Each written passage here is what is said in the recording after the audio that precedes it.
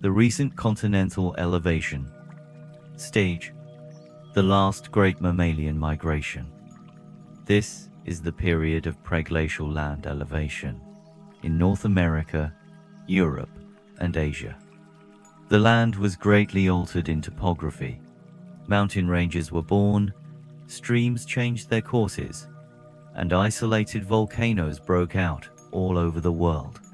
10 million years ago began an age of widespread local land deposits on the lowlands of the continents. But most of these sedimentations were later removed. Much of Europe at this time was still underwater, including parts of England, Belgium, and France, and the Mediterranean Sea covered much of northern Africa.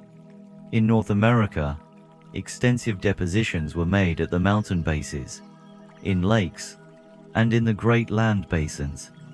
These deposits average only about 200 feet, are more or less colored, and fossils are rare. Two great freshwater lakes existed in western North America. The Sierras were elevating. Shasta, Hood, and Rainier were beginning their mounting careers. But it was not until the subsequent Ice Age that North America began its creep toward the Atlantic Depression. For a short time, all the land of the world was again joined excepting Australia, and the last great worldwide animal migration took place. North America was connected with both South America and Asia, and there was a free exchange of animal life. Asiatic sloths, armadillos, antelopes, and bears entered North America, while North American camels went to China. Rhinoceroses migrated over the whole world except Australia and South America, but they were extinct in the Western Hemisphere by the close of this period. In general, the life of the preceding period continued to evolve and spread. Family dominated the animal life, and marine life was almost at a standstill. Many of the horses were still three-toed, but the modern types were arriving. Llamas and giraffe-like camels mingled with the horses on the grazing plains. The giraffe appeared in Africa, having just as long a neck then as now.